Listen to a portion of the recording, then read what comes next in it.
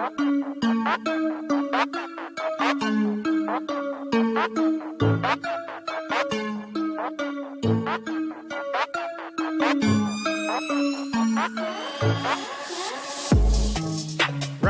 what is up, dude? Not a damn thing. Hey guys, welcome back to another episode of The ROC with yours truly at Real Mike Bell and my boy At Ryan R. Gas. What an ugly mug. It's been a long week. It's been a long week. I'm telling you, man, this is so much fun. I'm so happy to be back putting out another episode of The ROC, man. Guys, if you haven't already, head on over to rockpodcastnation.com. Make sure you subscribe there to the newsletter. Look for the pledge your support. I mean, people are starting to flood that stuff. It's Pretty fucking cool. It's going cool, man. We can see you guys when you drop in there. And it's like we get an email like all the time. Yeah.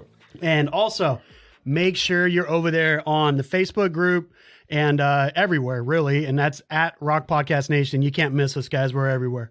So, Ryan, what's up, dude? Like here we are, Thursday, coming into a weekend, man. It's it's like, dude, life's real. You know, did I tell you? I don't know. And I haven't told Rock Nation yet. My kids started school this week. Did they? I think I saw that on Facebook. Yeah, dude. How was that? How did they? I mean, well, so my junior, he's my son, my oldest boy, right? The heir to the family jewels, if you will. He's junior. He told me in his classroom, the classroom with the most students, there were 4 people in it. Right. And then my daughter told me, she's a sophomore. She said her classroom with the most students in it, there were 9 students. Right. And then my youngest boy, 9, he's in 3rd grade. I think there were 10 students in his class. And really what they're doing here is you have A days and B days. So, you know, my kids with their last name being B, starting with B, they're going on Mondays, Wednesdays. And then the rest of the school, you know, they go on Tuesdays, Thursdays, and then everybody's off on Friday. But they said they liked it, man. They said they like getting back, you know, picking boogers and high-fiving each other and stuff like that. So I'm happy for them. But let me tell you what I'm most happy about. I am so fucking happy that I do not have to make sure they're getting on their Zoom meetings, or I don't have to make sure that they're actually paying attention. Like, it's, you know, for my wife and I, like, we haven't had the house to ourselves, you know, with like no kids. oh shit. Well, dude, I wish, dude, we've been together for so yeah, but yeah, dude, COVID, man. Like, we've just been, you know, we've already put out a couple episodes about COVID, but we just can't. It's like one thing after another, man. It just keeps hitting us. It just keeps hitting us, man. And you know, I had this whole vision of this episode, right? And like, I wanted to talk about something very particular, but let me get something out first, all right? Before we get into it, I wanted to talk about something, and excuse the ruffling of papers here, but you know, one of the best ways to get news, guys, is your local newspaper or papers from around the world. And I saw something here. This is the St. Mary's County Times. Okay. There's something very specific in here I want to pull up. So bear with me for a second, guys. I wasn't quite prepared. Here it is. This is from Reopen St. Mary's. They bought a section. They bought an advertisement in the St. Mary's County Times. This is what it says, Ryan. And I know you're all high and mighty living down in Virginia now, right? The Commonwealth. You know, and they say Virginia's for lovers, so I don't blame you. But what St. Mary's County in the Times, what they're saying, and this was an ad ran by at Reopen St. Mary's. Their kind of big push is resist the tyranny, right? This aligns perfectly with where you stand. But this, before I read this blew my mind, all right? And I know that we've been talking about COVID a lot, and my position, it's not necessarily the strongest position on the block, but you know, it's really, I'm willing to wear a mask, you know, if I think that it's going to help save someone's life. And then you hit me with some truths, man. You're like, Mike, if tomorrow they said you didn't have to wear a mask anymore, would you? I was kind of like blown away by that because I had never really thought about it, you know. But what I'm seeing here in the St. Mary's County Times is this is what it says. It says, as of February 25th, 2021, all right, St. Mary's County citizens, which is where I live, St. Mary's County, Maryland, there are 113,510 citizens. All right. Guess how many COVID deaths there have been since the beginning of time? 53. 53. Well, double that. There have been 114. Okay. But in a population of nearly 114,000, only 114 deaths. That is 0.01%. That is like minuscule, right? And 90 of those 114, check this out, 90 of them were nursing home residents. Only 10 COVID deaths were under the age of 70. How many were under the age of 50? That's not in here, but this is what we know. Yeah. All right. 114 is less than, 0.01% of 114,000, which is the population of St. Mary's County. Of those 114, 90 of them were nursing home residents. So that leaves 24, right? And then of those 24, 10 were under the age of 70. It's blowing this shit's starting to blow my mind, bro. It's not really blowing my mind. Like, it's, I was a little off, but like things that come to my mind is like 114 people have died total. Mm-hmm. How many meth overdoses have we had? I know there's been a bunch of those too. Yeah, and heroin overdoses. How does that 114 compare to other numbers, Yeah. And why are we not freaking out of those other numbers? How many people have died of, heart attacks and high cholesterol? We got like, how many McDonald's do we have in this county now? We have one 5? down in the park. We have one in the park. One by the old Kmart. We have one by the old Kmart. That's 2. We have one Leonardtown. we have one in Leonardtown. We have one up in Mechanicsville. That's 4. Mechanicsville, Charlotte Hall, Mechanicsville. It's all the same right there. So at least 4 that we know. At least 4 McDonald's. And about the same amount of Burger Kings. About the same amount of Wendy's. Yeah. Checkers. Sonic. We're lucky out here, guys. We have Chick-fil-A. But we don't have Whataburger. I'm pretty disappointed we don't have Whataburger. Another thing, and I know we got some listeners from out west, another thing we don't have out here, Ryan, that you might have seen in your travels is Jack in the Box. You ever heard of Jack in the Box? I have. I've never been there. Oh, man. Jack in the Box is Isn't that like a West Coast thing? Yeah, it really is. It really is, yeah. West We also have out west, you also have In-N-Out Burger, which I've heard of them too. I never had that either. I've had In-N-Out Burger. It's pretty good. You have Carl's Jr. out there. I've had Carl's Jr. sometimes in the South. Yeah, so I mean, we got this well, I think the message you're trying to say is that all of these fast food restaurants, we're not shutting down the economy because of obesity. Yeah, they're not putting up plexiglass to keep the cholesterol coming into our vehicles on vein, but they got to keep the new flu. Yeah, this just blew my mind. And really, I mean, they took an entire half-page advertisement out for this. And what they're saying, like what their, message is here, what they're saying is, why are we not 100% open? And then they're pushing you to, contact the St. Mary's County commissioners, the school board, and the health department, and demand they lift all restrictions. They say, get the kids back in school and open our businesses and churches 100%. So, it's like we try to escape COVID, but we just can't. It's like, it just has permeated our fucking life, dude. And guys, like, after talking to Ryan and stuff, because of course everybody lives in their own little bubble, and I get wrapped up in the news, I get wrapped up in all this shit. Ryan, for his job, he's constantly out talking to people. Me, I get to work from home, so I'm not really out in the world as much as you, I don't think. Mm-hmm. So I do kind of have like this little myopic view of reality when it comes to what's happening outside my front door, to an extent, right? But yeah, these numbers, when I saw these numbers, dude, it kind of blew me away. Mm-hmm. It's so small. And I don't think that St. Mary's County is unique.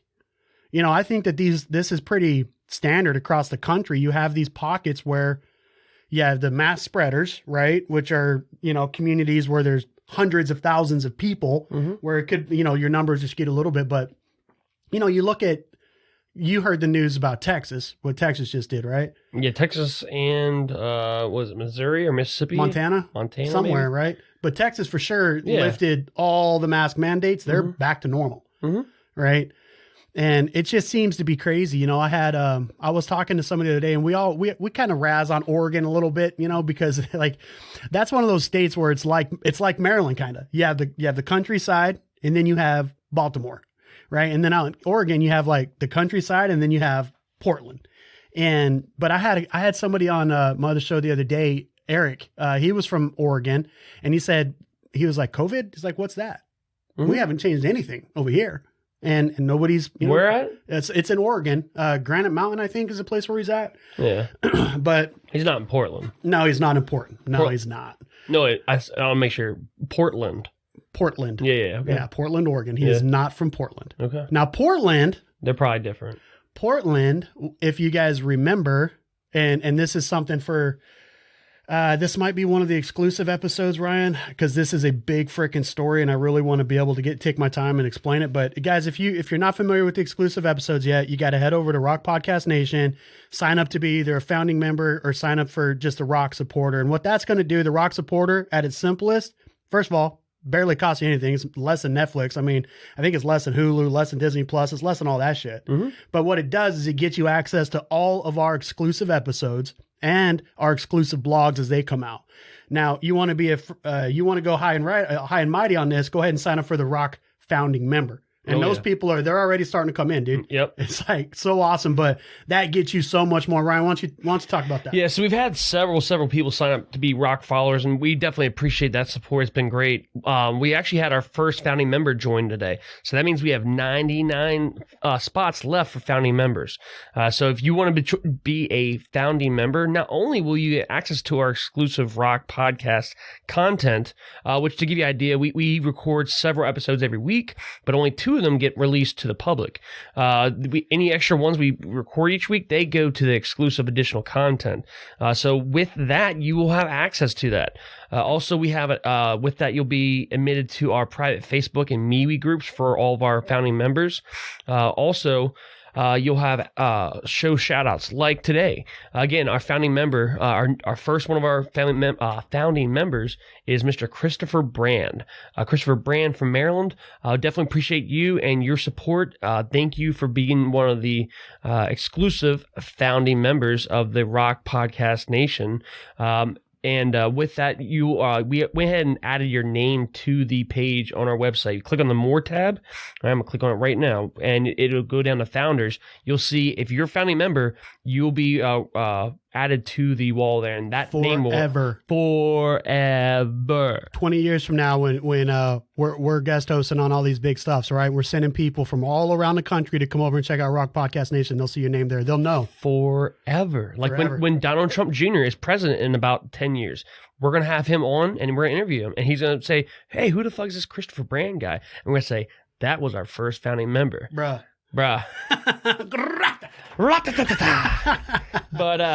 But we're also going to be having ROC Podcast Nation hoodies made each September. They have a different design every September. We're going to send those out to each one of our founding members. Also, we're going to do here in the next month, we're going to have our hats. They're going to be in, and once we get our hats in, we're going to get those autographed and we're going to get them sent out to all of our family members. So appreciate you and all your support, Christopher Brand, and all of our future founding members. We look forward to having you in our ROC Podcast Nation founding members group. Also, one thing I forgot to touch on is that we actually are in the process of getting and ordering our ROC Podcast Challenge coins. We're only getting 100 of them. Not gonna lie, we actually got 102 because me and Mikey said, no, there's no way we're not gonna have one ourselves. So we're actually ordering 102 of these challenge coins, and those are gonna go only to our founding members and us. All right, so definitely make sure you get on to ROCPodcastNation.com and go to the Pledge Your Support tab, and we'd love to have you join us like Christopher Brand did today as a founding member.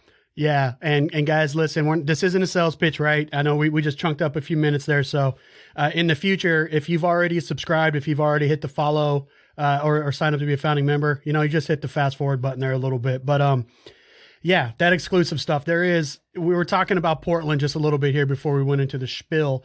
And I think we'll save that. I think there's some stuff there. But anyhow, COVID, can't escape it, man. And, we just recently went through this election cycle. We have President, Joseph Biden is now our president. And there's some stuff. I think, guys, we're going to actually talk about President Biden here for a few episodes because there's just a lot of differences that we've kind of seen. And as right of center, it would be remiss of us not to kind of share the message from our point of view and your point of view and get the message out there. But today, Ryan, the rock that I think that we should try to climb here a little bit is this the Keystone pipeline. And what I mean by that is the Keystone XL pipeline. You know, how, you've heard of that, right? Like you're familiar with it. Yep.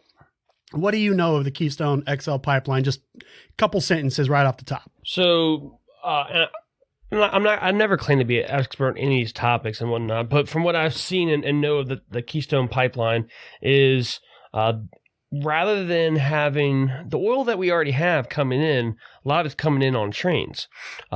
And that's, is what I'm seeing, that's not as efficient as just piping it down. And the Keystone pipeline would be that means of piping it through. Well, they've been in the midst over the last couple of years of building that and getting that infrastructure put into place so that we can be able to get that oil in and get that oil in faster than we already are and get it in more efficiently and safer and cleaner. And it seems like Joe Biden, within his first day or two in office, executive order he knew he couldn't get the support from the legislature, the Senate or the House, so he decided to, by executive order, just say, nope, we're going to go ahead and cut that. That's not going to happen. We're not going to allow that to happen. We're already feeling it. I mean, I was at the gas pump the other day. I'm trying to find it. I filled up my truck, and it wasn't quite $100, but it was like $98.25, and that's my first time seeing that in a long time. Bro, I remember, kind of at the jump start of COVID when people weren't really driving as much or whatever, but I saw gas get, below $2 a gallon here. I saw diesel, and to give a little context, my truck is diesel. Mm-hmm. So I remember at one point, I filled up one time, I don't know if it's one time, maybe a couple times, with diesel, which is usually a little bit higher cost and stuff, depending where you are. But I filled up my truck one time with diesel, and I believe I got it a couple times under the $2 mark. That's pretty damn good. Yeah, and Virginia's cheaper than Maryland. Yeah. But gas, regular old 87 or whatever it is, it's almost, or the other day when I filled up, it was $2.40. So it's gone up roughly 25% over the past few months. Now, some of that can be attributed to Donald Trump. Some of it can be attributed to Joseph Biden. Some of it can just be attributed to the globe, right? I mean, we can't really pin it on one person, but like most people want to do or are want to do is to look at the president and say, wow, gas prices really went up under your administration, right? Or, oh, gas prices really went down. So, following suit here, I mean, Joseph Biden came in office, gas prices shot up. Right? Did he have something to do with that? Maybe. Was it fear? Was it market fear that he was going to put restrictions on things?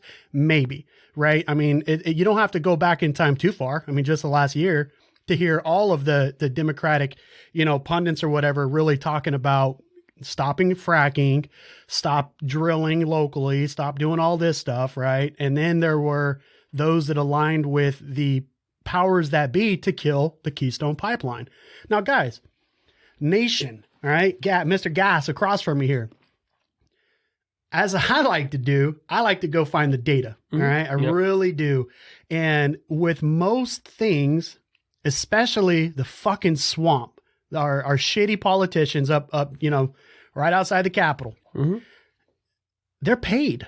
You know what I'm saying? Like they have, you guys already know this, but I'm going to say it anyways, once you're elected, your real job begins. And that real job is to start fighting for re-election. That's all you do. You spend, there's documentaries out there that'll show you, especially in the Democratic Party, you have to commit so many hours a week to go over there and petition for more money or rally for a state, official somewhere and try to get them elected. Right. So, I mean, it's not a surprise that these people are being paid. Right? All politicians. Nobody's clean, right? Somebody has to raise money for their campaign. Well, Ryan, if I had to say outside of like Mark Zuckerberg and, like Bill Gates and stuff like that, who would you say what name comes to mind for one of the wealthiest people in the United States? Warren Buffett. Warren Buffett, like without a doubt. And if you go back before the internet, Warren Buffett was the guy in the United States, right? So, how does Warren Buffett and Joe Biden, right? Like, what's the connection there? Well, I'll tell you, man. Warren Buffett owns the rail company that it's called the Burlington Northern Santa Fe Railroad, BNSF. It's publicly traded. You could buy it, right? He owns Berkshire Hathaway, sorry, this is that Tom Brady versus TB12, right? Well, whatever.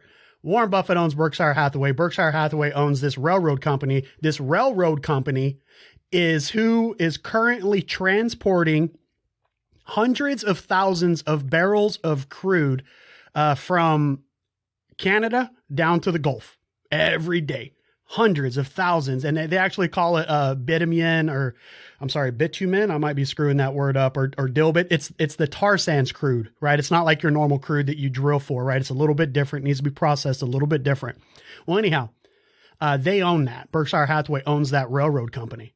So now, Ryan, would this surprise you if I told you that February 3rd, 2012, 9 years ago, there was an article published about just the same exact thing. Same exact thing. Warren Buffett was sitting down with President Barack Obama at the time trying to get him to kill the XL pipeline. You know what else is fucked up? So, a person that's going to make money, they're going to make money. Yeah. You know that same railroad line that Warren Buffett eventually, wanted to stop. All right. The pipeline. Warren Buffett wants it to stop because once that pipeline gets stood up, they're going to lose potentially thousands, millions of dollars. Yeah. Right. And, what happened? It's so funny because that same rail line, whenever there was money to be made, was used to transport the pipes and stuff for the XL pipeline. Right. But then he's petitioning and all this other shit. So anyways, what I'm getting at here is this. All right. Back in 2012, they were going through the same shit. When Barack Obama took office, they were pushing at that time to kill the pipeline. Right. So this was all the way back then, man. But what ended up happening was, so we all remember during the Obama administration, right, with everybody camping out on the side of the pipeline and getting in the way and trying to stop that from happening. You know what I'm saying? And then all of a sudden Trump came in, he pushed to build it because clearly, again, I'm not pro-Trump or pro-Biden. I'm not anti-Trump or anti-Biden. Really, I'm anti every politician at this point, but Trump saw the vision. Is it cleaner? And is it faster? And is it cheaper? And is it better for Americans to pipe energy, if you will, crude from Canada to the Gulf? Yeah, it is, right? You're creating jobs, right? You're reducing so many other environmental shits. If you look at, how do you think these trains are powered? They're burning fossil fuels to run. Oh yeah. And then there's just so much involved in it, dude. And it's messy. So I don't even blame Warren Buffett. Seriously, the guy is smart. The guy is brilliant. I would say to a certain extent, as a business person, I kind of look up to him a little bit, honestly. If he were to give me business advice, I would definitely take it. You know what I'm saying? Like the guy did not get where he is. He's not as successful and as rich as he is by being a dumb man. I totally get it. Do I, as a American, and or as a consumer of oil, like it, or do I support it? No. But dude, I totally get it. I totally get it. Like, what is it? I'm not going to demonize him. Like, don't hate the player, hate the game, you know? And I don't hate the player. I totally envy him, just like, Tom Brady. I'm not a Bucks fan or a New England fan, or I'm not even really a football fan. I watch from time to time, but, I definitely admire what he's done. Both of them, Tom Brady and Warren Buffett, in their own. Warren Buffett is the Tom Brady of business. Oh my God, seriously. And I got a story. I'm going to digress a little bit, guys. So Rock Nation, if you're in now, you've been in this for a while, so bear with us a little bit here, okay? Back in my previous years of being a home builder, okay? Now, this is not a bash fest on Warren Buffett. No. Right? He knows how to play the game. And if you go back to like 2015, right, when we were talking to President Trump and everyone was clowning on him, he said, guys, yeah, I took advantage of the system. Of course I did. Yeah. You know what I'm saying? And I'm the smartest person because I've played those games for so long. I am the only person in the room that's trying to fix that from happening again, right? He was trying to eliminate those loopholes. Everyone forgot about that. And now here we are again. But let me go back in time a little bit. So this is back in 2013. Okay. I'm living out in Arizona. I'm building houses for a construction company out there, B&T Construction. And so Warren Buffett, he has some kids. And each one of his kids, he gave them some money and said, go out there and do some, be an entrepreneur, right? Go out there and do good things. Well, one of his sons, Howard Buffett, was really into agriculture. And he went out to like Africa and was working out there to try to develop seeds and corn and different food things that would grow in really arid climates, right? And that was his kind of way of giving back. So one day, Howard Buffett, millionaire, billionaire, right? Heir to $1 billion, was flying over the southwestern portion of the United States and looked down over Arizona and said, that looks a lot like Africa, right? And so what he did was he ended up partnering with like the University of Arizona, Northern Arizona University, and these different universities around there, some in New Mexico and all that, to hire all of these researchers out of college and start develop these crops here in the United States, and then take that information over to Africa and help those people. What I'm getting at with all of this was in a little town called Wilcox, Arizona. It's right outside of where I grew up at. Howard Buffett decided to build a house there, and we were the company that built the house for him. So that's kind of cool. Right. That was like my. You ever get to meet the guy or see the guy? Yeah, I saw him. Yeah. I met him. Mm-hmm. How was he? Was he a cool guy? Just a normal guy, dude. He owned a ranch out there. What kind of car did he drive? Oh, dude, he drove a Ford Raptor, a pickup truck. He had two of them. Yeah. He was like dude, he gave so much money to that community. Like he was dubbed like a volunteer sheriff and shit. Like it was pretty cool. Anyways, again, I'm not trying to paint this picture where we hate, Warren Buffett or his kids or any wealthy person for that matter. Man in a good way. Yeah. Philanthropy. That's the word I was looking for earlier, not entrepreneurship, right? He was like, they wanted to be philanthropists. Anyhow, guys.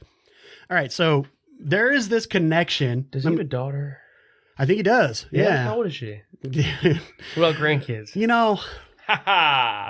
Dude, there was a time in my life where I would think like, what would it be like to be like a, not a sugar daddy or whatever, but what's the opposite sugar of that? Baby. A sugar baby, right? Or whatever it was, right? Yeah. Like go, to Scottsdale and find some cougar with all the, Scottsdale, Arizona. It's like the Beverly Hills of Arizona, whatever, and like find some old wealthy lady out there and then try to like slip it in, and get inside there. And all I had to do was like work out every day and take care of the pool, Yeah, I can be a pool boy. Yeah. Anyhow, man, like. I'm just a pool boy. We're going down a rabbit hole as we tend to do. All right, guys, let's bring it together. So back in the beginning of the Obama administration, Warren Buffett petitioned hard, lobbied hard, and donated so much money to, and guys, you got to do your homework, right? Yeah, you could only donate so much to a person like Barack Obama, but you could donate heaps of money to super PACs and to the DNC and all these other people that are going to run the ads on behalf of, you know what I'm saying? And he has, and you can go and pull up that information, but so Warren Buffett stood to lose a lot of money. So this is back then, of course, it's 2012 or whatever, when this information was released. This article was released. The XL pipeline was projected to be able to move roughly 700,000 barrels a day. Now, I'm not going to go into the math on, how many gallons is a barrel or whatever, but all right, the pipeline could move 700,000 gallons or barrels a day.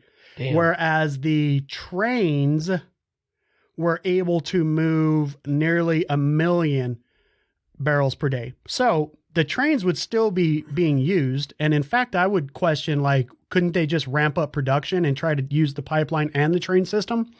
But anyways, I'm digressing here. So you had the Liberal Party really pushed hard to kill the pipeline, right? They pushed freaking hard to kill the pipeline. And it goes so much deeper, guys. So not only does Berkshire Hathaway own the rail line, they also own huge portions of ConocoPhillips, ExxonMobil, and General Electric. Okay.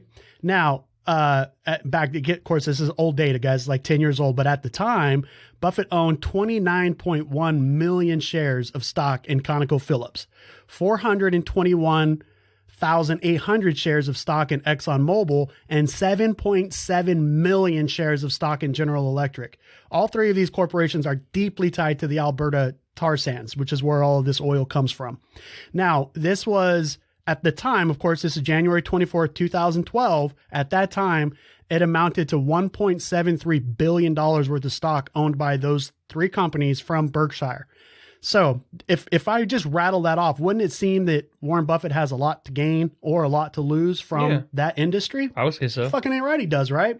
So if you have somebody like Trump that is more concerned with drilling local, having energy independence, right? Eliminating this waste that is the rail line, building up this pipeline, right? Doing all this other stuff, creating jobs and all that shit.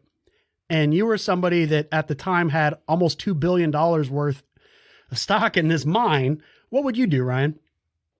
Dude, I would definitely, like, if I'm Warren Buffett, I'm definitely defending my territory to the death. I mean, it is what it is. Like, so, like, I don't want to whatever and harp on it again, but I do not blame the guy at all. Like, you gotta protect what you built. You know, he's built that. He's got all this money invested in that, and it's making him all this money. Well, if he's got to share that, or if the pipeline takes him out altogether, there goes a huge, that huge pipeline of money. Yes, indeed. And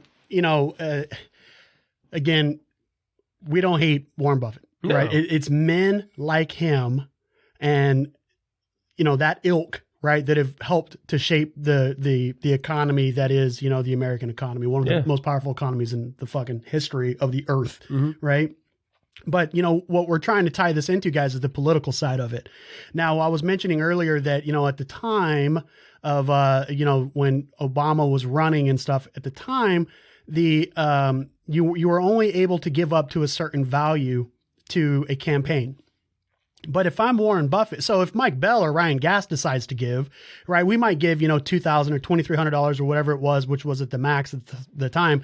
We give that, but then I don't have reach. I don't have a million friends that could also give that amount of money, but Warren Buffett does. Yeah. So Warren Buffett throws these little galas and he invites all of his friends who all have all this money, right? So instead of, just Warren Buffett writing a check, which would be rejected because you can only give so much. He has hundreds of people all writing checks, thousands of people writing checks just to that campaign. And then they run the super PACs, and then they donate to the DNC, and then they donate to all these other people that are lobbying on behalf of Obama, right? The one guy at the time that had the ability to stop the XL pipeline. Fast forward in time. All right. We spent a lot of time back there in 2012. Well, 2016, 17, Trump comes in the office, starts the pipeline, thousands of jobs, right? The economy in South Dakota and Montana and all those areas where the pipeline is being built starts to boom, right? Like South Dakota is one of the new frontiers, brother.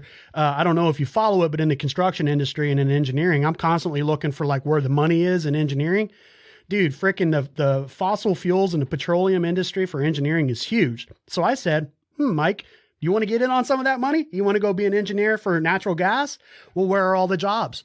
Right. So I look, of course, Texas, tons of petroleum jobs in the Permian Basin and where all the oil companies are is down to Texas. Right. But the things that started to hit me were South Dakota. I said, what?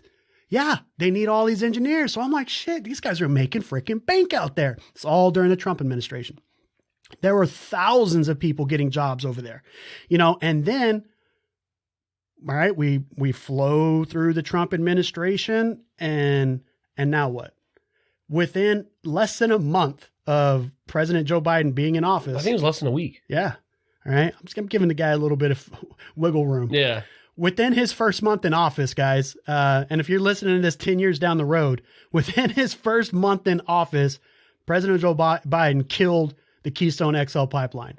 And with that, he killed tons of jobs. With that, he ensured that men like Warren Buffett would continue to make billions of dollars transporting Canadian oil through the United States to the Gulf of Mexico, in which it could be processed and then exported or kept internally into the United States. If I'm Warren Buffett, I'm going to those towns where the pipeline was going through and all the jobs got killed. And in a couple months, I'm going to go through and I'm going to clean out all those out the housing market. The market, I'm sure, was going up and up and up. Yeah. And I bet you people are leaving. They got to find jobs now. So they're probably leaving those areas. And that's all that kept those areas probably alive to a certain extent. Yeah. Just like here, we got Pax River Naval Air Station. Yep. If that thing died tomorrow, this whole county, is done. Seriously. Economically, done. Well, you don't have to go too far back in time to see that that's what happened in all the hill country in Kentucky and West Virginia. Yeah. You look at, there's documentaries on Netflix and everywhere. You go into these towns and they're ghost towns, man. And what are they telling people? This is the same thing with like the fucking minimum wage conversation. Like, oh, I'm sorry, Mr. Pipeline worker. Go get a green job. Yeah. Why don't you go learn how to code? Yeah. You know what I'm saying? Learn to code. It's like, what the fuck? Yeah. We're sitting here and you got, guys, I'm going to tie it together here. We keep harping on people that have to work a minimum wage to make a living, right? Like, do something better, get a better job, right? But then you got these guys who did do something better, that got a trade, they're making really good money. Some of them maybe saw the future where they're going to live in these communities for years while the infrastructure and the supporting structure and all that other shit for these pipelines is developed. Maybe bought a house, maybe have a mortgage, right? Maybe took your advice and put their kids in private school, right? Mm-hmm. So now they've got that bill, they got this bill, they got a new truck bill, they got all this other shit, right? They're living within their means because they have a skill set that gave them a certain job. Mm-hmm. And then all of a sudden, one man, the president of the United States, has the ability to say, nope, not today. Not today. Now, where are they going to go get another job at?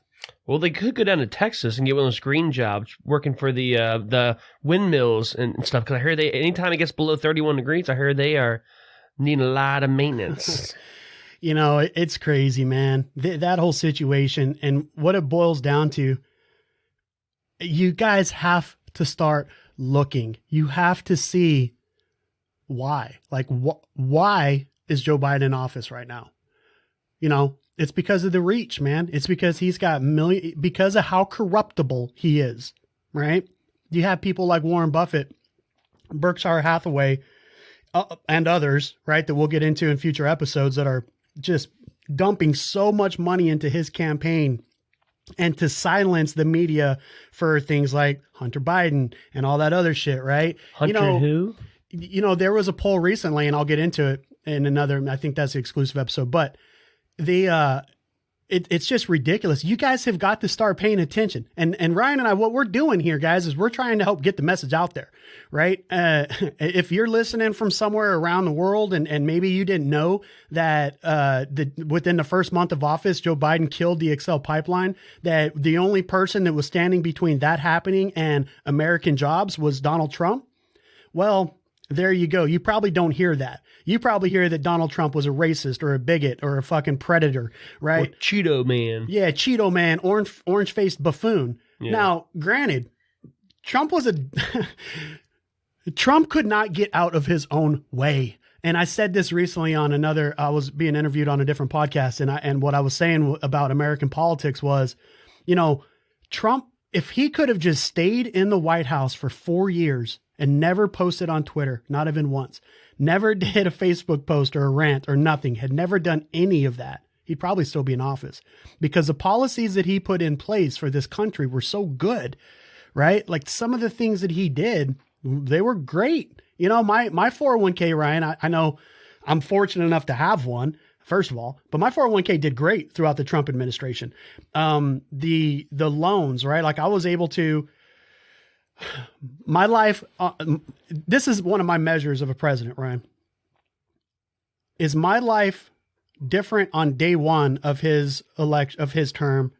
Was it different on his last day as it was to his first day? Did my life get better or worse over that 4 years of time? My life got better. Mm-hmm. All right. Gas prices were cheaper, right? The pipeline was being built. There was job creation, right? We started to eliminate our dependency on foreign oil. And I have, people in my family that are from Texas that stand to benefit quite a bit if we're drilling locally, right? That we started to shed our dependency on foreign steel and all this other shit, right? The tariffs that we were placing, through foreign policy. I mean, things were doing pretty good, but you don't hear that. Right? You just don't hear that out there. What you hear is that this guy's a fucking buffoon, right? And my opinion is if he would have stayed off social media, I don't think that the left would have had as much ammunition to use against him. I'm not going to lie. When it comes to me and my work and my industry, I'm not going to lie. Biden's been pretty good for business. I mean, what was it? It's March now. January, though. January was my best month ever. Really? Yeah, seriously. I'm telling you, like, it was my best month ever. February, it slowed down a little bit. Everyone calmed down a little bit and stuff. But yeah, January, best month ever on record in the last 5 years. All right, guys. So we spent like I was saying, guys, we spent quite a lot of time back there in 2012. We flowed through the Trump administration. It's fresh in our minds, guys, like what happened between November and today being, the beginning of March. But why don't we go ahead, and this is from the Wall Street Journal. This was published very recently.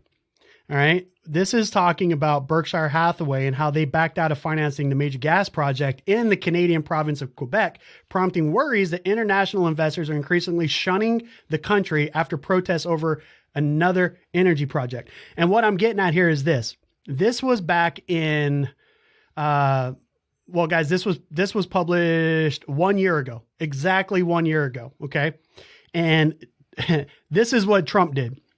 And Trump had such an impact on the way that Americans get their oil and the way that we get our energy that it started to terrify very smart men like Warren Buffett, to the point where they backed out of multi-billion-dollar investment deals with the Canadian energy companies because they projected at that point that Trump was going to remain in office for another 4 years, and that the dependency that Trump was killing, that dependency on foreign oil. He was driving more to local production of oil, that some of the most brilliant businessmen on the planet, like Warren Buffett, decided to not fuel those investments in Canada. Right? But as 2020 rolled on through, and as the fucking pipeline was continuing to get built and all this stuff was looking really good, and then what happened? The chances of Trump being elected for a second term, everyone started to question that a little bit, right? And then it was at that point where we can start to see Berkshire Hathaway and Warren Buffett start to flow millions of dollars into the DNC and the Biden administration's campaign. And then, like magic, within the first week of office, the pipeline's killed. And Warren Buffett's fucking transportation company is going through the roof. What that tells me, and this is the message I want to try to give the nation, Ryan, is this. Your politicians are dirty. Your politicians are being paid and bought, okay? Paid for and bought by people in this country that only care about the dollar. They don't care about you. They don't care about your future. They don't care how much you're paying at the gas pump, right? They don't care.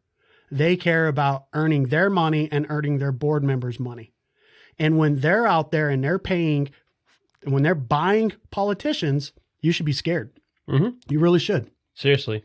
No, yeah. I mean, what was it? Biden stated back in October of 2020, he stated, "You can't legislate by executive order unless you're a dictator." And as of January 27th, he had already signed, and that's not even a week into office. He'd already signed 34 executive orders in his first week of office. And I don't want to be whatever, but I think Trump had the last three presidents all had less than 10 orders or whatever, but he had 34 in his first week. I think he's already up to 71, I think, last I checked. Dude, it's lies. That is crazy. And like he said himself, if you have to legislate by executive order, then you're probably a tyrant. Dictator is what he said. Mm-hmm. So it's crazy, but he won't remember he said that. That was October and stuff. That's like lifetimes ago for him. He can't remember that shit. I honestly, do you think he has legitimate? I know people joke about it, but do you think that he has something going on, like medical shit? I do. Yeah. I think he's 80 years old or very close to it. He's definitely not as quick as he once was. Mm-hmm. And I think that I think he does. I think that there's something wrong with his mind. Yeah. I don't know what it is. I'm not a medical doctor. Yeah. But just watching the way that he, some people will attribute it to a childhood stutter that he had. That's right? all. Yeah. I saw the documentary on Netflix, and they said more or less that it was a stutter that he had when he was a kid. It disappeared for decades, and all of a sudden, just in the last 2 or 3 years, it's come back. Yeah, from stress That's or weird. whatever. Him and his wife have made tens of millions of dollars. And I did some research on this, and I was having a conversation somewhere with somebody, Ryan, and I just don't have it in front of me today. But I pulled a lot of the numbers on Joseph Biden's wealth and where that wealth came from and where his wife's wealth came from, and their family wealth, right? Isn't she a part-time teacher? Well, she is a teacher. A part-time teacher. And they teach at a lot of the colleges around the DC area, right? And they're getting paid. Could you imagine, Ryan, getting paid $500,000 to give a 45-minute lecture? I hope I get there someday. Yeah, you're damn right. you know, seriously. Hey, listen, guys, if you're out there and you need somebody to come and give a speech for anything, you got my bio. You know what I can talk about. I will give you a steep discount, $100,000, and I'll give you a full hour. But that again, Ryan, that just kind of speaks to it, right? So you've got the vice president. This is an example of the vice president because back then, right, he was vice president, the vice president of the United States using his power, using his clout for gain. Yep. And that is completely against the Constitution. You have vice president at the time, Vice President Biden was giving speeches, 45-minute speeches at these colleges and making $500,000 at a time. Well, look at the Clintons. We know what, no, but what's happening is yes, trust me, I'm not trying to stop you. I want to hear what you have to say about that. But what was happening was you got to look at the dynamic. You got to take 2 steps back and not say, okay, fuck that school or fuck Joe Biden. What you have to do is you have to look at the system. Mm-hmm. At some point, federal money through legislation was being funneled into the education system that bolstered that college. Or, you can even go deeper, right? The student loan pandemic, right? Like what's going on there and how they have all of these loans and they're institutionalizing, they're creating a business model for putting kids into debt, right? And of course, all of that debt has to be governed by the IRS and other, the FEC or Federal Exchange Commission and all these other organizations that regulate all of that stuff. People at the top have the ability to change that legislation, which then allows these colleges to rake up all of this freaking money through tuition and other stuff like that, and then give it back to the politicians through the form of, you're a guest speaker, I'm going to give you $500,000 for 45 minutes worth of work. Yep. It's the loop, and that is what I'm trying to talk about, guys. Planned Parenthood did it too. Who did? Planned Parenthood. Yeah. It's everybody's doing it. Hillary Clinton did it. I wouldn't be surprised, honestly, if Donald Trump did a little. I think all politicians do it, and that's the loophole, guys. And what can we do about it? Can we lobby or petition for voter reform? I think so. I just saw something recently that, without us knowing, of course, I heard this on the Real AF podcast with Andy Frisella. They were talking about the other day that they just, without anyone knowing, just extended the amount of days to certify the votes in a state by 14 more days. Why? Dude, I don't know. And again, that's another episode. I think we can get into this fair and common sense election and all that other stuff, man. But we have to take measures, guys. Like, you have got to raise your hand. You've got to tell your buddy. You've got to tell your mom and your dad and your brother and your sister and your kids and your freaking neighbor. And you need to start talking about this shit. We have got to get involved. Mm-hmm. All right. The only reason, let me tell you guys something. If PTP Gun decided to cut corners, decided to give subpar training, decided to take your money and then not deliver on the promise that I'm going to give you the quality training that you deserve, your ass would be out of business. Yep. Right? Because you have a business model, you have a way that you're going to generate revenue, and it's based on an agreement for your value to their worth, right? Exactly. Politicians don't have that. Yep. There is no competition. Right? There is no Burger King for their McDonald's. There is no Chevy for their Ford. It's the fucking government. And for many of them, there's no term limit. There's no end in sight. It's just like you said, they get elected and then they spend most of their actual time in office working towards the next election. Yeah, and then their junior aides and everything else are the ones that are actually writing the bills, and then they just put their name on it. Exactly. You know, so as close as we are to the Capitol, I have friends that are in those circles, right? Those aides. And what they say, it's such a freaking dirty market, man. Like, you know, you'll go to Georgetown or you'll go to University of Maryland or one of these other colleges around DC as a political science major, right? And then one of the things you have to do is get an internship. Those are so competitive. Like your dad has to be a senator or a congressman or something like that for you to even get offered one of those internships, because they're keeping that circle so tight. They're not letting foreigners in. Yep. And when I say foreigners, guys, I'm talking about, you know, outsiders. Yeah. And, you know, not people from other countries or whatever. They'll let them in too. Yeah. And that's another. As long as you're in their circle. As long as you're in their circle. Your circle can be in another country. You just got to be in their circle. Yeah, man. I'm telling you, Ryan. I'm telling you, nation.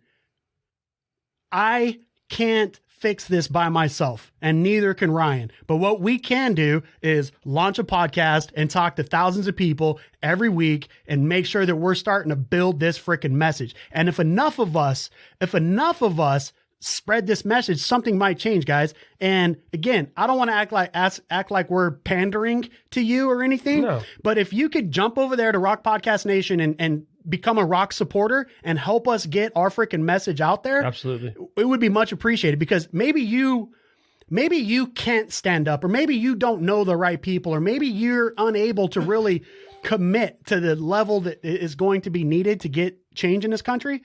But if you could help us get the message out there, if you could help us continue to push forward, continue to get the message from the right of center out there, you'd be doing your country a service. And listen, I know that sounds kind of fucked up when I try to say you're doing your country service, but you really are. Yeah, I actually had 2 people message me this week, and they were, you know, thanking us for our podcast and the things we were saying. The one guy is a cop, and the other one works for the U.S. government and has a clearance and stuff. And neither of them ever feel comfortable. They both separately, they don't know each other, but they both separately more or less said the same shit, more or less along the lines of they don't feel comfortable because of their employment or because of this or because of that. They don't feel comfortable speaking out and saying the things that they wish they could say, things that oftentimes they hear us saying. So, you know, that's part of the reason why I do what I do. You know, that's why me and Mikey are here, is because, you know, we're in positions where we can talk this way, that we can voice our opinions, that we can speak truth to power. And, you know, even if you can't, you know, we can for you, and we need your support to be able to further do this. It's the mission. It really is. It's our mission, brother. It really is. I mean, and I'm so glad that we decided to do this. I mean, taking on this project, this has been definitely not easy. It's taking a lot of our time and stuff. I know you've been working real hard on this stuff, and but like, I'm really glad that we ended up deciding to do this, because if nothing else, you know, on a personal note, it gets me a time to really vent and really discuss these things and get this shit off my chest and stuff. It's just a little vent session, you know? Yeah. So, yeah. And Nation, listen, if you drop into the show notes, you'll find links to our public figure pages on Facebook, and you'll find links to, you know, the Facebook group or Facebook page for this show. Get in there and start commenting, or go over there and send us a message. If you have something that is on your heart and you need to get it off your chest and you want us to talk about it, let us know in the comments, guys. And don't be bashful. Yeah. Right? And even if, honestly, because like, I'm sure at times we're going to have people that listen to this and they hate what they're saying and they disagree and stuff. Dude, you're welcome to stay. You know, I don't want you to go. I'm not going to say, if you don't like it, you can fucking leave. No, I want you to fucking stay. I want you to engage. I want to hear your side. Like, honestly, like I said, to a certain extent, I don't know. I guess you would say, to a certain extent, I'm kind of torn on the whole Keystone Pipeline thing. Not because I don't support it, but honestly, like I said, I'm kind of a fan or a inspired business owner by Warren Buffett and what he's been able to do. So, like, I'm kind of, to a certain extent, rooting for him, but it's almost counterintuitive, because what he's doing is not. I don't think it's better. I don't think it's good for Americans and stuff. No. So honestly, I want to hear both sides of the argument. I want to hear why I should be in more support of the Keystone Pipeline. I want to hear why Warren Buffett needs my support more. You know what I'm saying? It's one of those things where I'm I wouldn't say I'm set in stone. I wouldn't say I'm open to changing my position. But like I said, I'm kind of torn a little because it's a guy that I kind of look up to when it comes to business, because business is business. There's a lot of, on the left, there's a lot of great business owners and people that run great businesses and are really smart and made smart ass power moves. But I just disagree with their politics. Yeah, but when they start funneling money to people that are going to freaking shape the future of this country, brother, like you have to... That's where I get torn. You have to fucking stand up for it, man. Yeah. You got to put people in check. Yep. And listen, I don't want to penalize, and I said this in the $15 minimum wage episode. I don't want to penalize fucking awesome entrepreneurs, right? Or enterprise level people. Yep. I don't want to penalize them. They are so good at taking advantage of the system that it fucks me and it fucks this nation and it fucks you, Ryan, because our politicians now, as a taxpayer, I'm subsidizing all of them because they're paying their guys minimum wage. I'm subsidizing their welfare. Now we're losing thousands of jobs and we're becoming more dependent on foreign oil because of his fucking brilliance and his ability to corrupt our politicians. And that's where we're torn, guys. So I'm not going to tell you guys to stop investing in Berkshire Hathaway because if you're in that hedge fund, you're probably making a lot of good money. I'm not going to ask you to do that. What I'm going to ask you to do is get involved and let's try our best to come up with some kind of election reform. All right. And as we move through the next 4 years and we start walking up to that next presidency, guys, you're going to hear a lot of really good stuff out of this podcast, ways that you can get involved. And you'll hear politicians coming on this podcast and telling you their message. All right. But you'll hear me ripping on them too, regardless of what party they're in. Nah, this is dude. When you climb this rock, you're alone, right? You're coming up here to talk to me, to Mike Bell and Ryan Gass, and we're not going to pull any punches with you, brother. Hey guys, listen, head over to rockpodcastnation.com, subscribe over there, head over to the Facebook page. When you're there, don't just hit the like button, guys. Hit the share button. Hit the invite your friends button, right? Because we get that page up to 10,000, 15, 20,000 people following that page. It's going to be put in front of everybody. We need your help, guys. And with that, guys, that's it for me today. Ryan, you got anything? Just stay strapped or get clapped. All right, we're out here. Deuces.